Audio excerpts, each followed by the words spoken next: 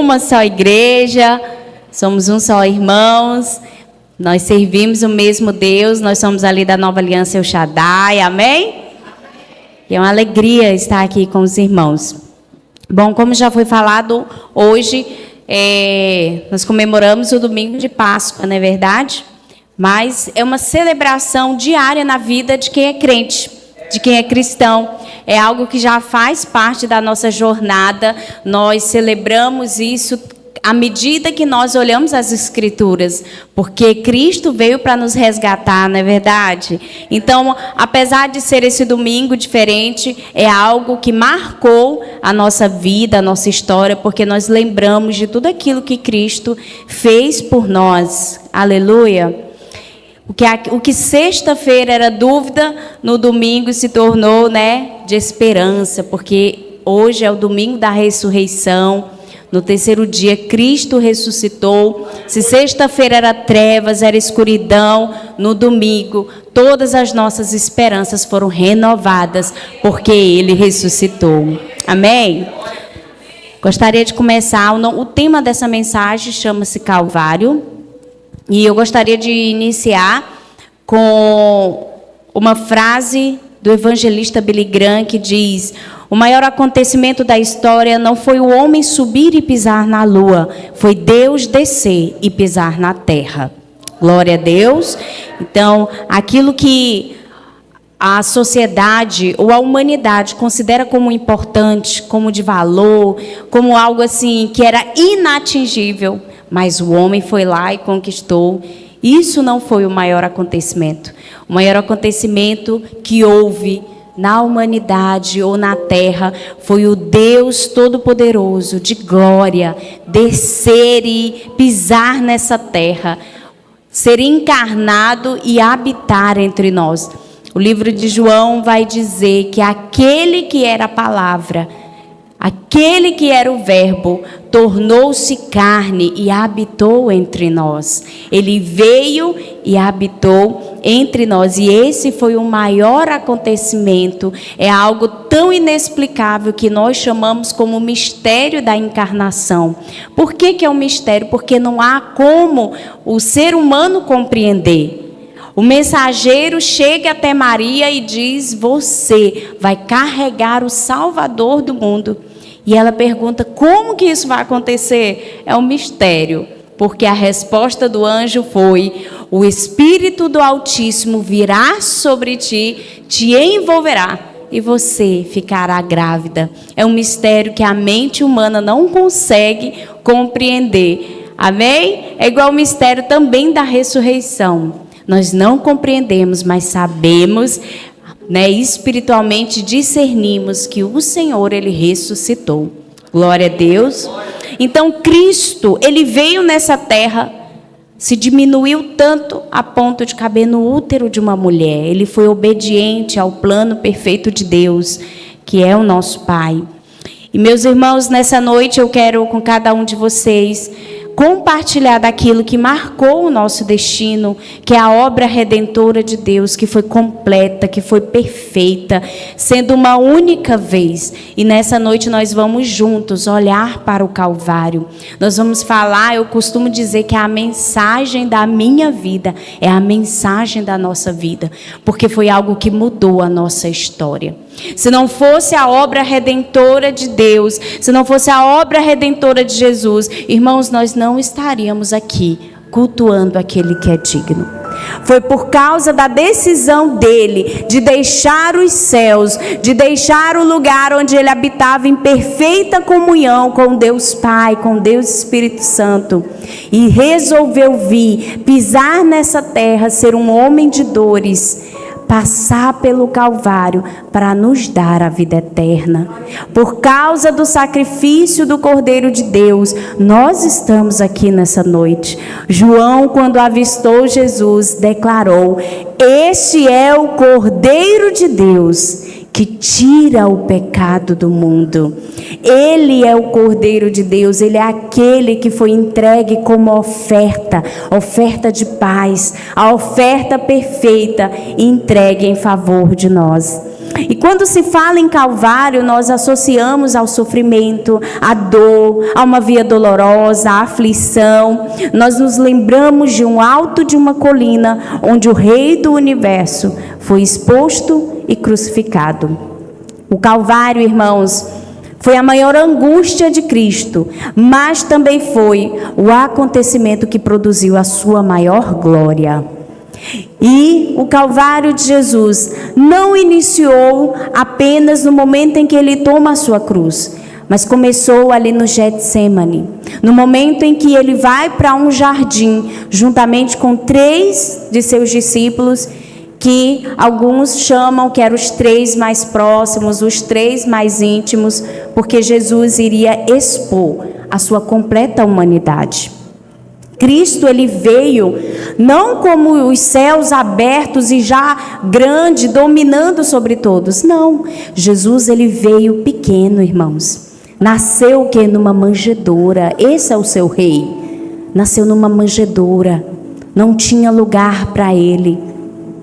O seu ministério foi um ministério de servir as outras pessoas, de estar pensando no próximo. Ele mesmo disse: eu não vim para ser servido, mas para servir, para dar a minha vida em favor de outras pessoas.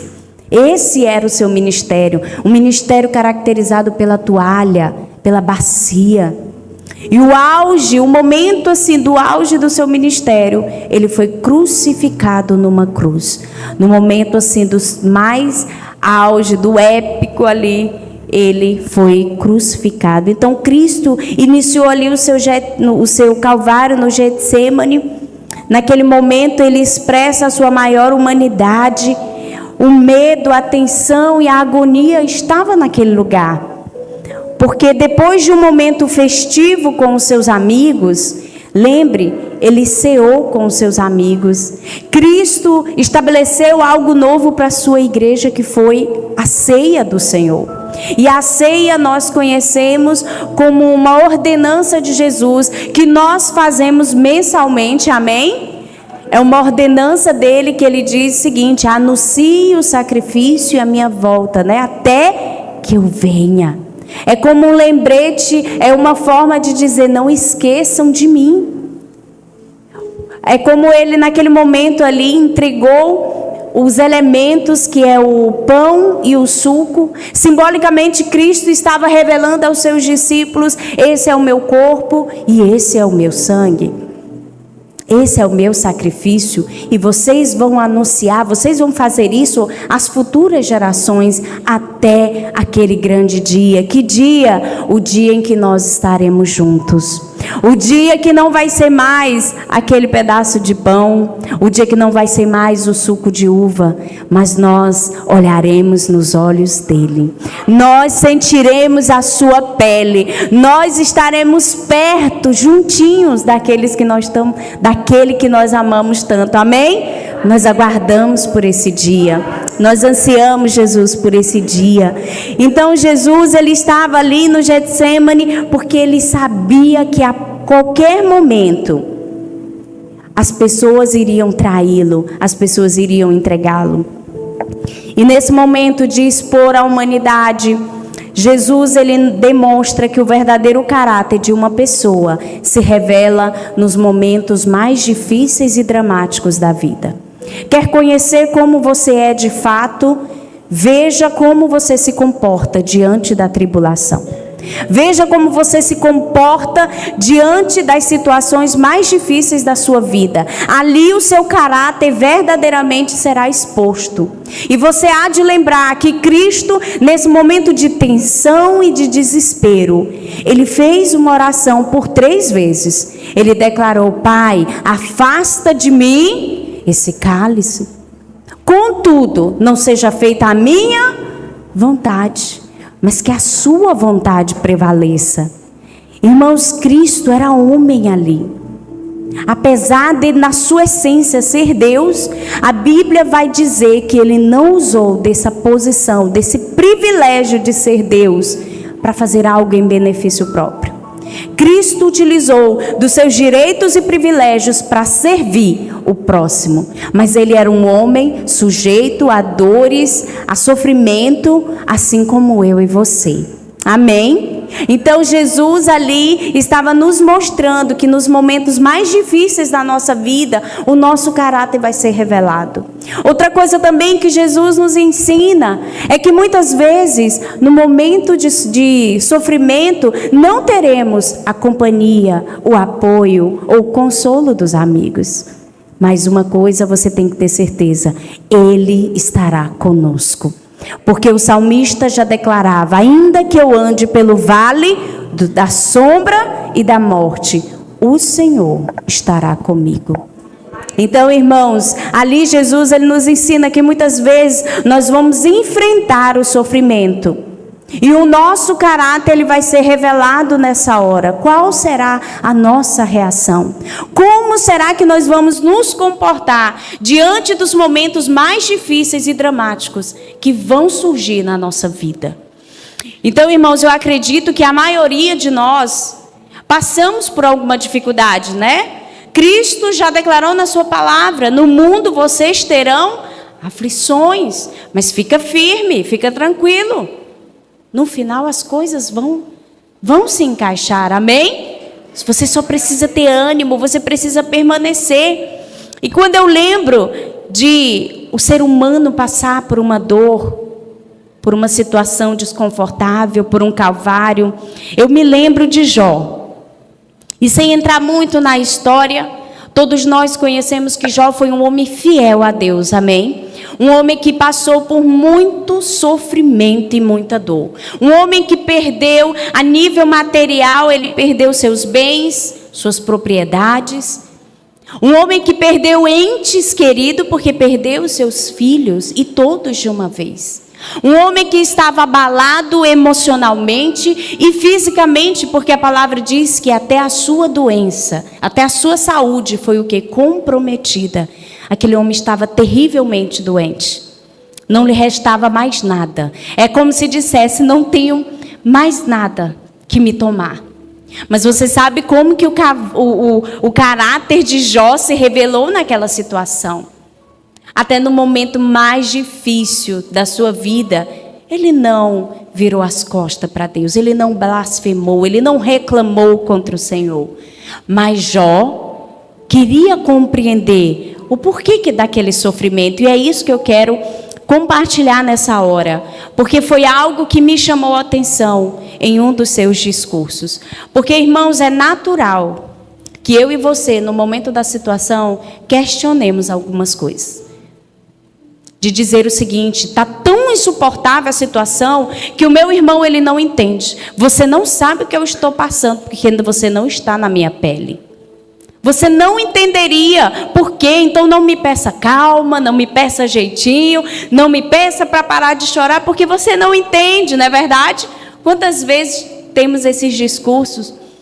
E Jó, acredito que ali capítulo 9, ele vai declarar algo. A versão aqui é na versão do Eugênio Peterson, a mensagem, ele diz assim: Deus não é homem que nem eu. Ele não é um igual para que me enfrente no tribunal. Como eu gostaria que existisse um árbitro que servisse de mediador, que pudesse quebrar a força mortal de Deus sobre mim e me libertar deste terror para eu poder respirar outra vez. Irmão Jó, não se sabe precisamente que tempo da história esse homem surgiu. Alguns dizem que ele é da época dos patriarcas, de Abraão, de Isaac e Jacó. Mas você sabe que esse homem sofreu terrivelmente. E em um dado momento da história, esse homem clamou aos céus, declarando que Deus não era homem como ele, para poder compreender a profundidade do seu sofrimento. Esse homem disse: Deus não é como eu, que sou um ser humano. Não existe um mediador, um árbitro entre nós, alguém que pudesse amenizar esse sofrimento. Eu não sei em que momento ele falou isso, mas os céus registrou essa fala. E Gálatas 4 vai declarar que na plenitude dos tempos, o Filho de Deus veio nessa terra. Gálatas vai declarar que na plenitude dos tempos, o Filho de Deus veio nessa terra como alguém que veio de uma mulher, ou seja, que veio, sabe, pequeno, que se diminuiu para saber como nós vivemos nessa terra. Lembra? João vai declarar: aquele que é a palavra, aquele que estava lá no início, aquele que por intermédio dele foram feitas todas as coisas. Ele veio nessa terra e habitou entre nós. Irmãos, quando nós chegarmos aos céus, quando nós estivermos junto com aquele que nós amamos tanto, eu quero te dizer que entre ele lá, existe alguém que é um humano, que sabe o que é que o ser humano passa. O homem das mãos furadas, ele estará lá. O homem das mãos perfuradas, aquele que sofreu, ele sabe o que é o nosso sofrimento. Lembra do que Jó disse? Quem me dera houvesse um mediador entre nós. Cristo é o mediador entre os homens e Deus. Ele disse: Deus não é homem. Deus não sabe o que eu estou passando. No tempo oportuno, Deus não perdeu o controle da humanidade. Deus preparou o mundo para a chegada do seu Filho. E no tempo certo, o mediador, ele veio e ele sabe exatamente o que nós passamos. Sabe por quê? Eu não sei o que te aflige hoje, mas existe o Deus Emanuel. O Deus Emanuel é aquele Deus conosco, Deus dentro de mim, Deus ao lado, Deus no meio do sofrimento da humanidade. Esse é o nosso Deus. Ele compreende, ele sabe. A carta aos Hebreus vai declarar o que Cristo está fazendo e ele continua servindo a sua igreja. Ele está ao lado, à destra de Deus, intercedendo, sendo aquele advogado fiel, porque ele sabe o que é padecer, ele sabe o que é sofrer, porque ele veio a essa terra e pagou o preço para a nossa liberdade. Amém? E nós estamos aqui caminhando para construir algo, amém? O tema é Calvário e nós começamos declarando aqui, o Calvário de Jesus iniciou ali no Getsemane. E você lembra que em pouco tempo chegou uma multidão. E aquela multidão levou Jesus diante de 2 tribunais. Ele passou por 2 tribunais, que era o tribunal judaico e o tribunal de Roma. Israel era um país que estava sendo oprimido, que vivia debaixo do jugo de uma outra nação. A nação mais poderosa daquela época era Roma, era o império mais poderoso. E eles tinham suas próprias leis, mas eles permitiam também que os judeus tivessem o seu convívio, a sua cultura, a sua tradição. E como eles estavam no meio de uma festa, de um momento festivo, eles estavam meio que empurrando Jesus e dizer: não, você resolve. Nós só queremos calar a voz desse homem. Nós só queremos dizer que esse homem está contra Roma, contra o imperador e contra os nossos costumes. Nós queremos dar um fim nele, mas nós não queremos assustar ninguém porque estamos no meio de uma festa. A Páscoa era algo significativo para o povo judeu. Para nós, fala da nossa libertação, amém? Para eles também tinha um peso muito grande. Lembrava que eles foram o quê? Libertos também. Que Deus lembrou deles e fez eles saírem daquele lugar de escravidão e viverem numa terra que mana leite e mel. Era algo significativo. E os judeus mesmo, meio que estavam ali lançando: não, Roma precisa decidir. E Pilatos meio que lavando as mãos, sentindo que Jesus era inocente. Mas deixa a cabo da multidão decidir. E nós sabemos como é que foi a decisão. Cristo foi condenado e condenado à crucificação.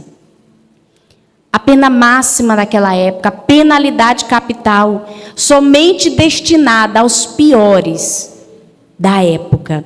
E eu gostaria que você abrisse aí no livro de 1 Pedro, glória a Deus, capítulo 1, do versículo 18 ao 20.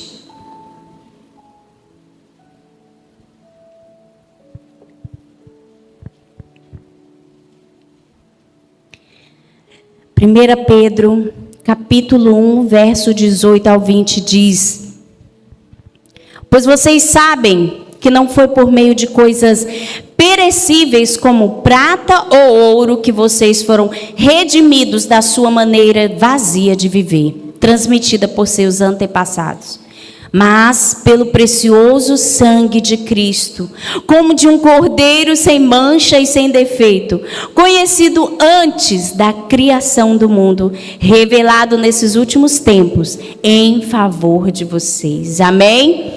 Irmãos, o preço da nossa redenção não foi com coisas que perecem.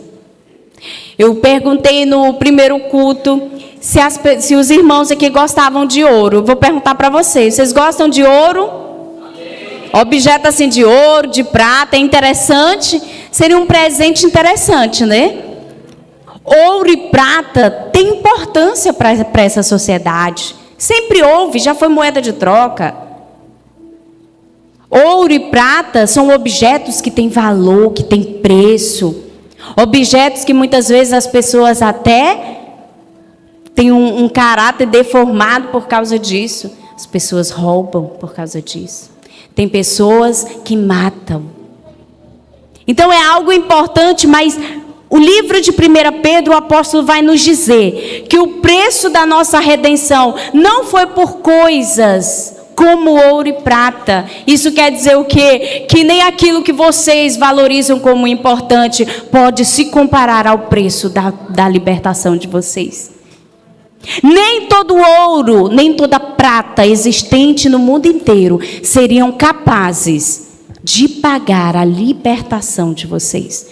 Não foi por coisas que podem se acabar, porque ouro e prata um dia vai se perder, vai se tornar inútil. Mas o preço da libertação de vocês foram redimidos. Essa palavra é resgatar. No original quer dizer paga um preço alto de resgate. Você foi resgatado não por algo que pode se perder, mas pelo precioso sangue de um cordeiro, sem mancha, sem defeito, sem mácula. Esse foi o preço da sua libertação. O Calvário vem nos lembrar que o sangue de Jesus é precioso. Ele sim derramou o seu sangue. É o fundamento da minha e da sua salvação. A sua salvação depende do sangue de Jesus. Se você não estiver debaixo do sangue de Jesus, não tem esperança para você. A igreja não pode levar você ao céu. Suas obras não poderão levar você aos céus. Apenas o sangue do Cordeiro de Deus pode nos levar aos céus. E falando isso, eu quero contar um sonho que a história registra como um sonho de John Wesley. Foi um grande avivalista. Todo mundo conhece aí o gigante da fé, 1,59 m, John Wesley. E a história registra o seguinte: John Wesley sonhou que foi ao inferno e perguntou: há metodistas aqui? Sim, muitos. Há presbiterianos? Sim, muitos.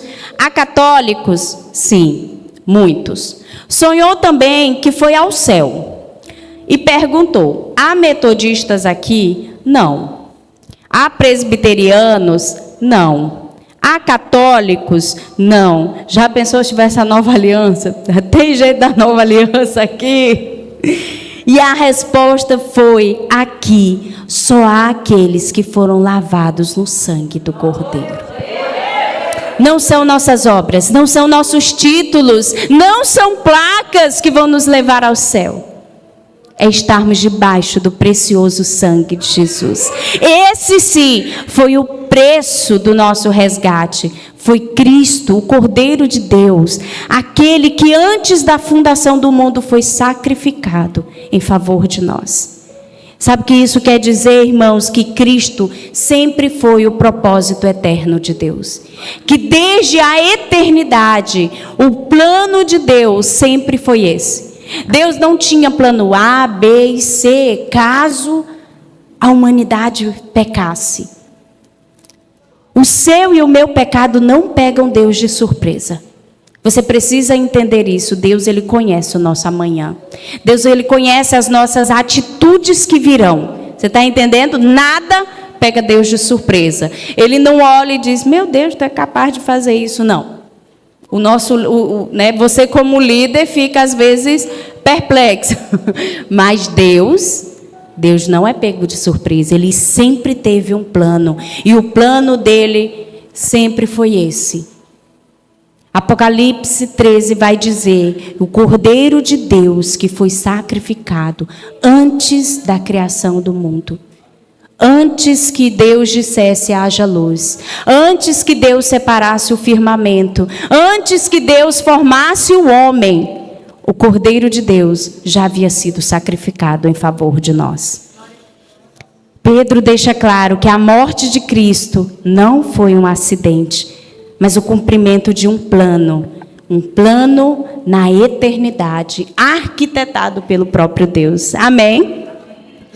O plano da redenção antecede a criação do universo. Não foi algo de última hora. E caminhando nisso, sabendo que o preço do nosso resgate custou o precioso sangue de Jesus, sabendo ali que ele foi condenado por aqueles tribunais e Pilatos o entrega para a crucificação, eu quero que você imagine e reflita que isso não foi algo rápido como você passar de uma página da Bíblia para outra. Não é como pular de uma linha para outra. Foi algo que nós precisamos refletir. Cristo, ele foi humilhado porque a crucificação era algo humilhante.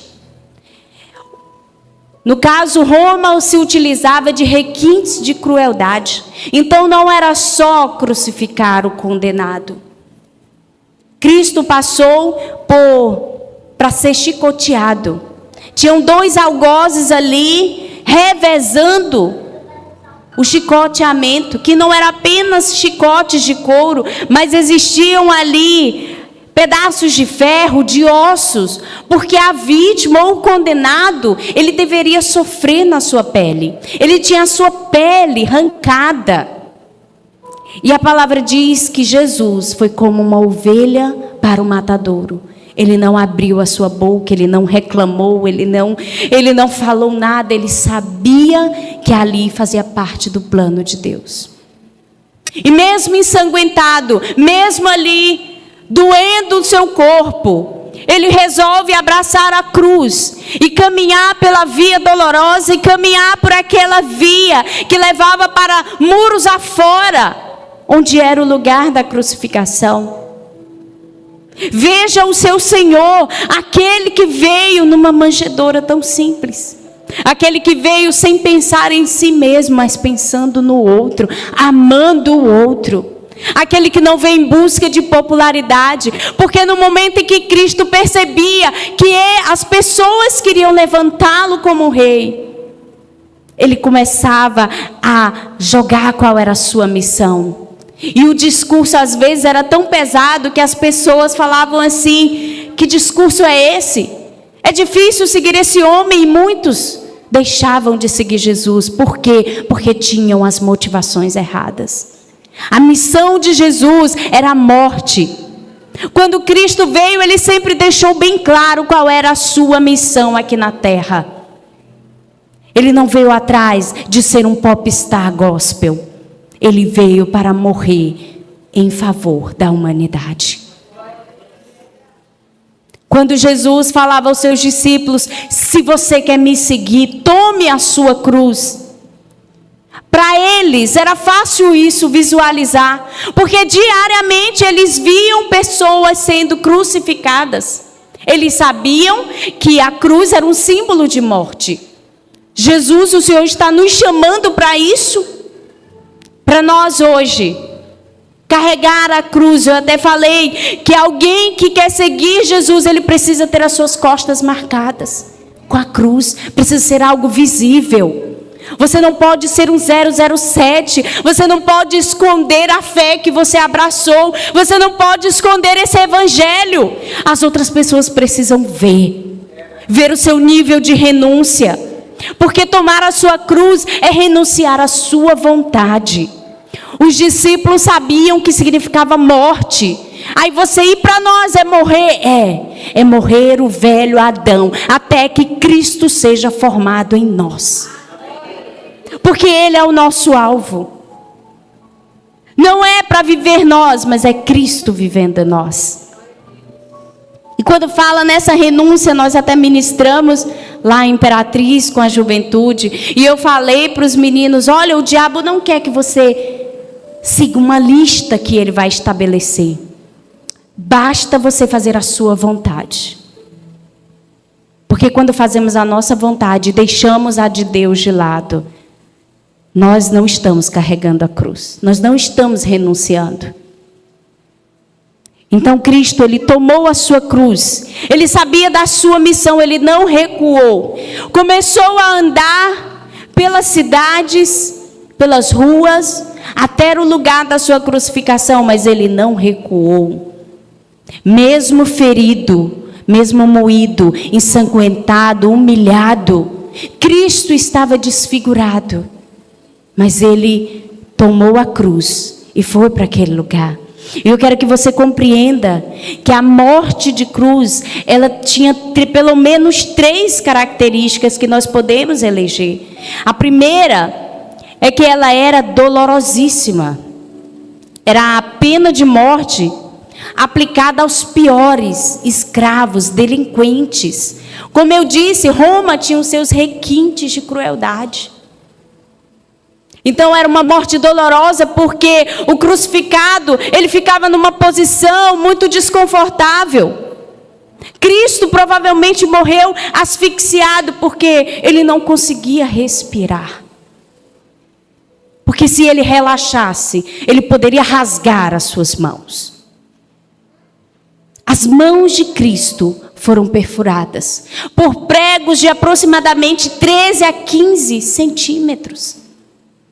As mãos de Cristo, as mãos usadas para curar, para fazer cegos verem. As mãos que tocaram leprosos para eles ficarem curados. As mãos que foram perfuradas, sabe, esmagando sua pele, nervos, ossos, músculo, tendões. Cristo não tinha como respirar confortavelmente. A morte de cruz ela era dolorosa porque deixava o condenado sofrendo por horas. Não era uma morte rápida, como por exemplo o apóstolo Paulo que foi decapitado. Era dolorosa. Horas sofrendo naquela posição. A cruz, ela era ultrajante. O condenado, ele era açoitado, ele era humilhado. Lembra ali dos soldados? Pegaram uma coroa de espinhos. Cravos da Índia. Aquilo chegava a perfurar crânio. Eles perfuraram a cabeça de Jesus. Sabe quando Jesus ele foi chicoteado, as suas feridas estavam abertas. Ele não teve tempo de alguém lavar as suas feridas, não. E eles pegaram uma capa e abraçaram ele. E você sabe o que acontece quando você não lava uma ferida? Ela seca. O sangue seca no corpo e junta, gruda com o tecido. E diz que eles tomam aquele manto de Jesus. As suas feridas se abriram. Não tinha tempo de sarar. Então era uma morte o que? Ultrajante. Era assim a pessoa carregar a sua cruz debaixo de humilhação, debaixo de um corpo todo moído, humilhado, desfigurado. Aquele quadro que Isaías relata para nós, que o servo de Deus era um homem de dores, ferido, moído, em favor de nós, aquele que nós virávamos o rosto. Sabe, quando nós viramos o rosto para algo, é algo que nos causa repulsa, que não gostamos de ver, que nos dá agonia. O nosso Cristo estava desfigurado, por isso as pessoas viravam o rosto. Mas ele tomou ali a sua cruz. A outra característica, ela era maldita. Os judeus conheciam muito bem isso. Maldito todo aquele que for pendurado no madeiro. Maldito todo aquele, ele se fez maldito por nós, ele se fez maldição. Enquanto os judeus acham que a cruz, a crucificação é um símbolo de vergonha, enquanto os gregos e sábios da época achavam uma loucura, como que um homem tão inteligente se permite a isso? Para nós não é motivo de vergonha. É poder de Deus, é a salvação, é o poder e a sabedoria de Deus. Porque nós pregamos o Cristo e o Cristo crucificado. Não é motivo de vergonha. Paulo está dizendo, eu não me envergonho do carpinteiro que foi crucificado. Ele é o poder de Deus, é a sabedoria de Deus que está aí, é motivo de salvação. Eu não me envergonho do judeu que foi crucificado no madeiro. Significa salvação. E às vezes nós nos questionamos, por que ele morreu na cruz? Por que ele foi para a cruz dessa forma? Foi por causa da inveja? Foi porque ele não fez o que deveria ser feito? Ele deveria aparecer e mostrar todo o seu poder. Por que ele não fez isso? Ele foi para aquela cruz porque foi do agrado de Deus que ele fosse. Ele foi para aquela cruz porque ele mesmo voluntariamente se entregou. Jesus disse, a minha vida ninguém toma, eu a entrego. E ele foi por causa dos nossos pecados. Nós estávamos lá no Calvário, não como uma plateia, mas como agentes da sua crucificação. Porque foi por causa dos nossos pecados. A cruz é a maior expressão do amor de Deus por nós. Mas também nos mostra a intensa expressão da ira de Deus sobre o pecado. Porque o pecado, irmãos, é horrível aos olhos de Deus. O pecado é destruidor. E a santa justiça de Deus declara que o pecado precisa ser o quê? Punido. Porque o salário do pecado é a morte. E Deus puniu o nosso pecado, onde? No seu próprio Filho, para nos poupar de uma morte eterna. Cristo na cruz bebeu sozinho o cálice amargo da ira de Deus. Sozinho. E caminhando aqui, para esse momento, para o auge do Calvário, onde Cristo foi crucificado, eu gostaria que você abrisse no livro de Lucas, capítulo 23, glória a Deus, vamos ler juntos.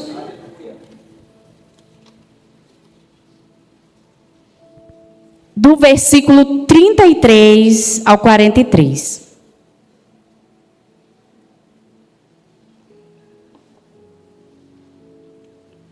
Lucas 23, 33 ao 43. Acompanhe comigo.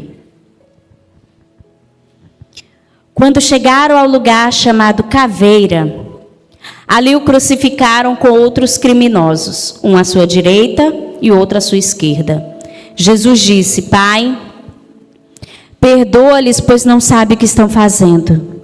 Então eles dividiram as roupas dele, tirando sortes. O povo ficou observando e as autoridades o ridicularizavam. Salvou os outros, diziam, salve-se a si mesmo, se é o Cristo de Deus, o escolhido. Os soldados, aproximando-se também, zombavam dele, oferecendo-lhe vinagre. Diziam, se você é o rei dos judeus, salve-se a si mesmo. Havia uma inscrição acima dele que dizia, este é o rei dos judeus. Um dos criminosos que ali estavam dependurados lançava-lhe insultos. Você não é o Cristo? Salve-se a si mesmo e a nós.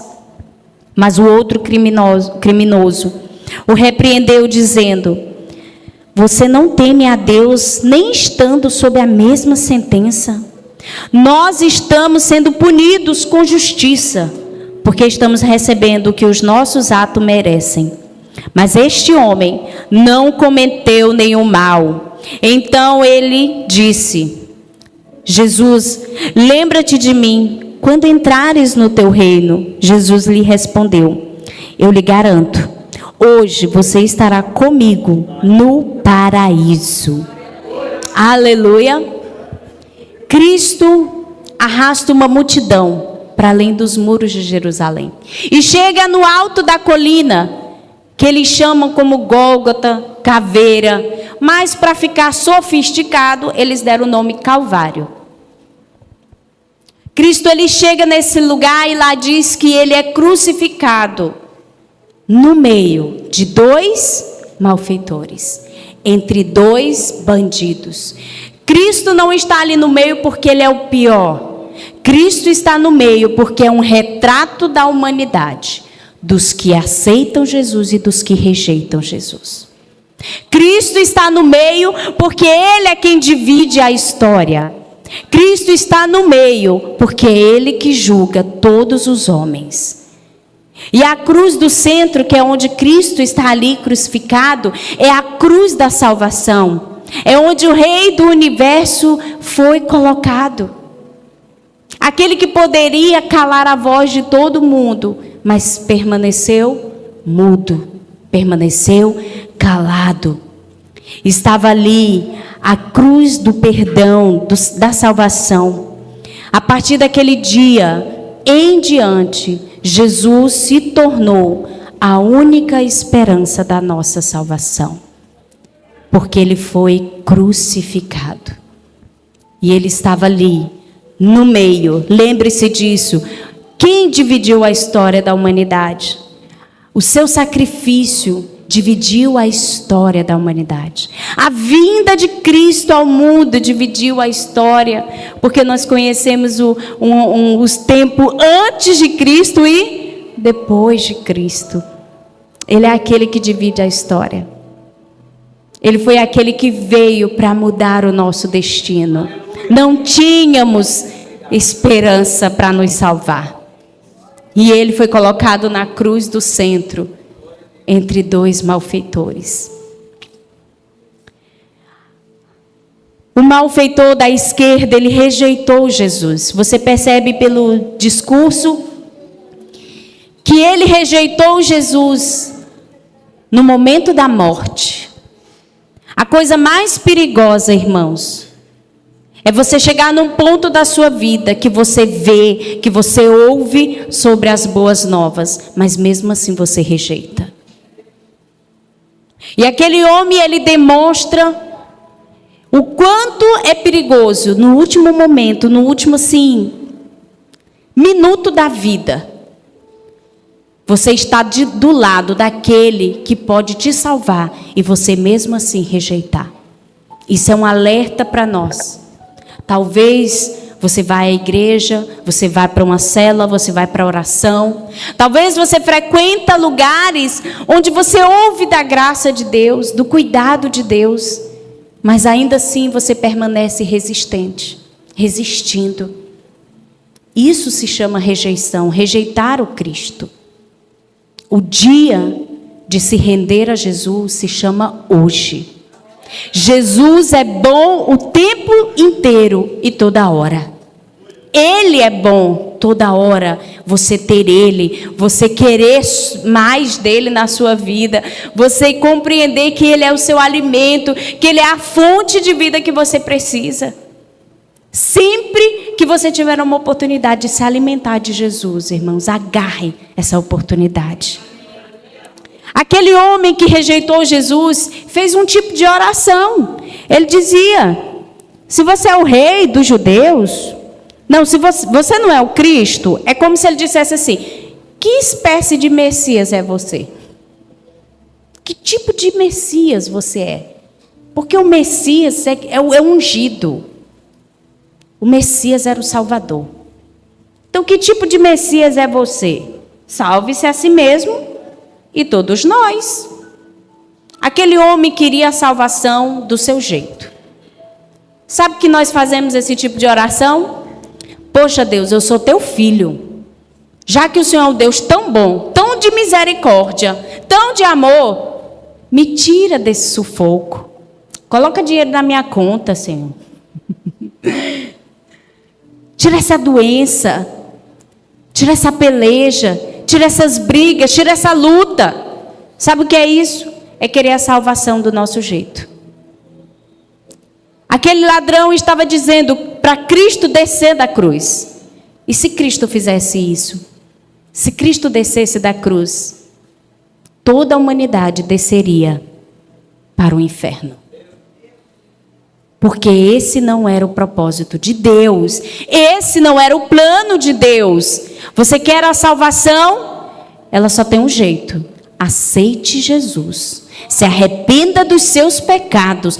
Porque Efésios diz que a salvação é pela fé. E não vem de nós. É um dom, é um presente de Deus. Você quer ser salvo? Reconheça que você é pecador. Se arrependa dos seus maus caminhos. E siga Jesus, ande com Jesus. Esse é o caminho, não é o caminho mais fácil. Quantas pessoas querem um evangelho que massageie o nosso ego, que aplauda as nossas boas obras, que aplauda aquilo que nós fazemos de bom. Essa não é a proposta de Jesus. A proposta de Cristo nunca foi essa. Não foi esse evangelho açucarado. Mas foi uma vida em que você precisa ser casca grossa às vezes. Não ser ignorante, viu, irmãos? É porque a vida, ela vai bater. E você precisa estar pronto. Porque a vida, ela vai bater, ela vai ser dura, ela vai ser difícil. Mas você precisa abraçar a cruz e seguir Jesus. Esse foi o caminho. Eu me lembrei agora de um homem de Deus que passou, acho que foi perdeu a esposa, e ele é um pastor, não estou lembrando o nome dele agora, mas ele perdeu a esposa e parece que pós-sepultamento, não teve um intervalo grande, ele foi para a igreja, né? E ele era o pastor, é o pastor. E todo mundo ficou imaginando o que é que ele vai pregar nesse momento tão crítico da vida dele. E ele disse, todo mundo foi com uma expectativa de que aquela mensagem seria assim arrebatadora. Ele disse, irmãos, nós só temos esta vida para passar pelo sofrimento, para mostrar que nós de fato somos dignos de viver o evangelho. Sabe o que ele está dizendo? Vai chegar um dia em que a eternidade vai chegar, em que Cristo vai restaurar todas as coisas e não vai haver mais morte, não vai mais haver dor, não vai haver mais choro, não vai mais haver desespero. Então, se a vida humana ela não ultrapassa 80, 90 anos, é esse o tempo que eu tenho para glorificar a Deus nessa terra. É nessa vida que eu tenho a oportunidade de expressar a minha gratidão por aquele que me amou. Não é só nos momentos bons, é em todos os momentos. Se eu for um crente só dos momentos bons, eu não vou ser uma pessoa que tem um coração grato. Eu vou ser ingrata. Porque o ser humano sempre quer mais, nunca está satisfeito, nunca está contente. Eu não estou dizendo para você ser um acomodado, mas você aprender a ser contente. Em compreender e olhar para aquilo que você tem agora. E ser grato. Então nós temos apenas essa vida para dizer assim, nós fomos alcançados por essa cruz. Se esse é o caminho, Jesus está comigo e eu vou seguir. Amém?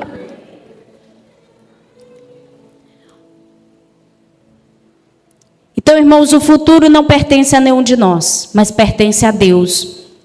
Então, aquele homem, ele perdeu a oportunidade. Morreu desesperado do lado de quem? Do príncipe da paz, de Jesus. A cruz do lado da direita, o homem também era um malfeitor, não era boa peça, não fez nada de bom na vida, mas também estava só reclamando no momento da cruz. Só que aquele homem começa a mudar a sua perspectiva. E o que fez aquele homem mudar? Enquanto a multidão, enquanto as pessoas estavam insultando e zombando de Jesus, Jesus teve uma postura de que? Pai, perdoa, porque eles não sabem o que estão fazendo. Aquele malfeitor observou a atitude de Jesus. Eu costumo dizer o seguinte, parece que não tem gente ruim que conhece o outro, que se identifica. Ele olhou e disse, esse homem bem é diferente. Ele não é peça ruim igual o meu companheiro ali. Ele é inocente. Ele está perdoando as pessoas. Esse homem só pode ser o Messias. Aquele homem temeu a Deus. Porque não tem salvação se você não temer a Deus. Se você não reconhecer a Deus. De você reconhecer que Deus é santo, justo e você é pecador. Nós somos pecadores. Então aquele homem, ele temeu a Deus e ele reconheceu que Jesus era inocente. Reconheceu que Jesus poderia salvá-lo. E ele até repreendeu o outro lá, dizendo, rapaz, para com isso, não fala assim. Tenha mais respeito, tenha modos. Nós estamos aqui na cruz por causa das nossas escolhas. Estamos sendo punidos com justiça. Mas esse homem é inocente. Mais respeito com ele. Lembra que havia uma placa acima de Jesus? Este é o rei dos judeus. Eu tenho para mim que aquele homem viu essa placa, rei. Se esse homem é um rei, ele tem um reino. Qual foi o pedido dele? Jesus, quando entrares no teu reino, lembra desse rosto aqui. Lembra de mim. Jesus não desprezou aquele homem. Aquele homem olhou para a cruz do centro. Lembra a cruz da salvação, do perdão. Hoje mesmo você estará comigo no paraíso. Só Jesus poderia salvar aquele homem. Ele se voltou para Jesus e foi salvo por Jesus. Esse é um retrato da graça de Deus. Porque aquele homem não fez nada de bom, mas inaugurou o paraíso sendo um malfeitor. Isso é a graça de Deus, não são as nossas obras. Aquele homem, o menos provável, o homem que não teve tempo de ser batizado, o homem que não teve tempo de participar de uma célula, o homem que não teve tempo de ir para o encontro com Deus, foi salvo, foi aceito, inaugurou o paraíso. Quantas vezes nós temos oportunidades de poder manifestar a glória de Deus nessa terra? Manifeste a glória de Deus nessa terra. Expresse a sua gratidão. Sabe por quê? Porque a cruz, ela mostra a nossa impotência. Não foram os nossos atos. Não foi por mérito que conquistamos a salvação. Foi um dom gratuito de Deus. Foi Ele que nos deu de graça. A cruz, ela vai atacar em nós, sabe? Vai tirar de nós todo o orgulho religioso e humanista que habita em nós. Porque não foram as nossas obras que promoveram a salvação. Deus nos deu de graça. E o Calvário pinta esse retrato da graça de Deus. Uma canção que os anjos não podem cantar, já dizia o pastor Ribinha. Eu fui salvo pela graça de Deus. Eu fui alcançado pela graça de Deus. Então, irmãos, o Calvário nos aponta para a salvação. Hoje, você está diante da cruz do centro, da salvação, da justificação, da substituição. A escolha é sua, em se arrepender ou rejeitar. A cruz ali, Cristo foi desamparado naquele lugar, para que eu e você fôssemos aceitos por Deus. Ele não desceu da cruz para que eu e você pudéssemos subir para o céu. Ele se fez maldição para que eu e você fôssemos benditos de Deus. E o Calvário aponta para um destino, não é o fim. Você está entendendo? É só o começo. Onde existia dúvida, medo, choro e incerteza, é substituído pela vitória de Jesus. Ao terceiro dia ele ressuscitou. Ele venceu o mais temível inimigo da humanidade. Sabe quem? A morte. Ele tomou as chaves. A morte morreu diante de Jesus. Ele venceu, ele é digno. A Bíblia diz que ele é o primogênito dentre os mortos. O que isso quer dizer? Ele ressuscitou para nunca mais morrer. A Bíblia vai falar de pessoas que já ressuscitaram, tanto no Antigo Testamento e no Novo Testamento. Lázaro ressuscitou, mas ele morreu, porque quem é o primogênito dos mortos é Cristo, que ressuscitou para nunca mais morrer. Ele nos mostra o poder da ressurreição que está disponível para nós. Amém? O túmulo vazio é o legado que Cristo deixa para a igreja. Ele venceu, ele é digno. Não podemos comparar o nosso Deus com nenhum outro, porque o seu túmulo não tem ossos, ele está completamente vazio. Por isso nós não podemos compará-lo com outras pessoas que foram grandes, que talvez trouxeram ideias, filosofias, às vezes até religiões. Não, ele é o único. Compará-lo seria reduzi-lo. Ele é o único porque os outros, os seus túmulos estão com ossos e o dele não, o dele está vazio. Eu gostaria de finalizar ali Apocalipse 5, não vou ler. Oi. Apocalipse 5 vai falar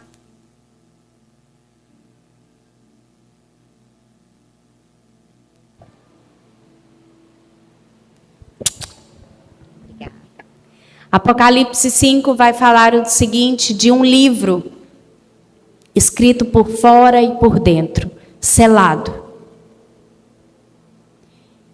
E ali diz que ninguém poderia abrir aquele livro, pesado demais.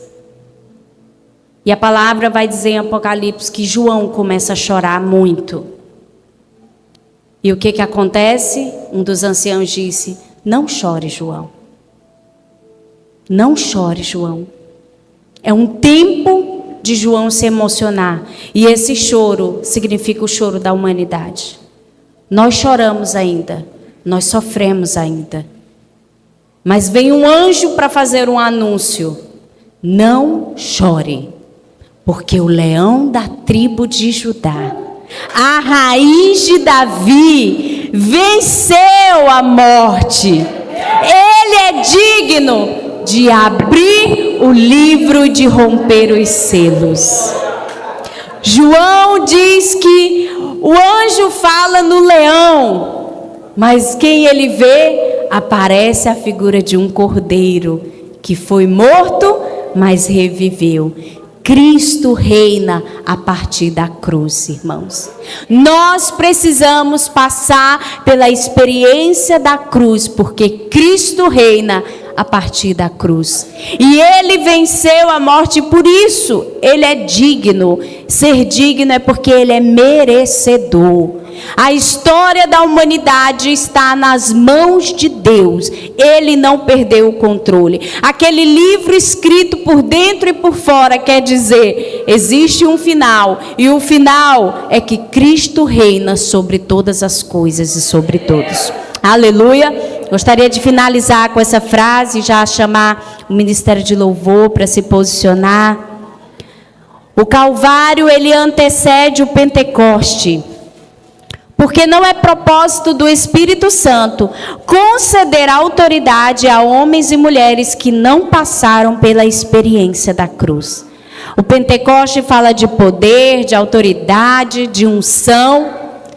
E aqui está dizendo que o Calvário ele vem antes, porque não é propósito do Espírito Santo nos revestir de poder sem antes eu e você passarmos pela cruz. Nós precisamos